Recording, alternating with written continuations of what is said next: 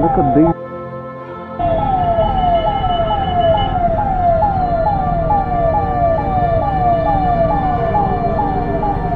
And this guy is not ready to leave place for the ambulance.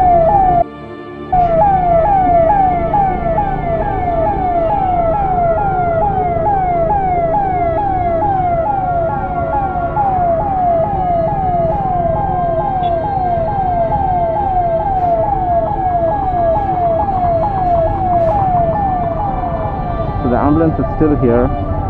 No one's even bothered to make some space for it. I know it's tight, but then you can try. No one's even moving left or right. They're just right in front of the ambulance. And look at this guy.